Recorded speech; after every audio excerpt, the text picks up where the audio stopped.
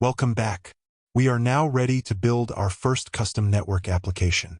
To handle incoming connections from clients, we must create a server.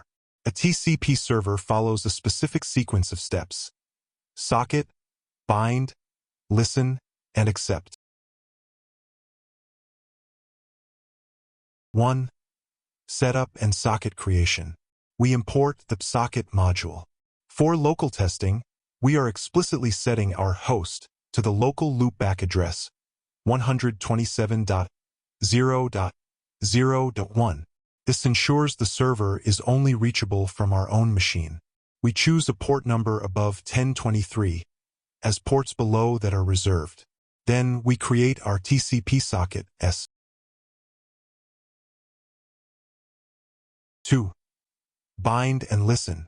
The server must be bound to a specific network interface, the host, IP, and a port. The s.bind parenthesis method assigns this address to the socket. Next, s.listen parenthesis puts the server into listening mode. The argument 5 is the backlog, which means the maximum number of pending connections the operating system will hold before refusing new clients.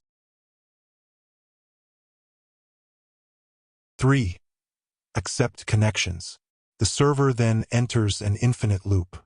The s.accept parenthesis method is blocking.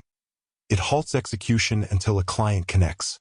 Once a client connects, it returns two values: a new socket object, CONN, used only for communicating with that client, and the client's address, ADDR. For simplicity now, we immediately close the connection, but this is where the real data exchange would happen.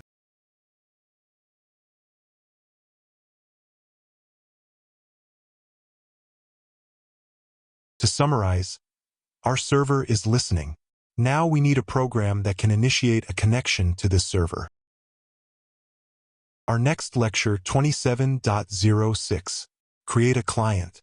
See you there.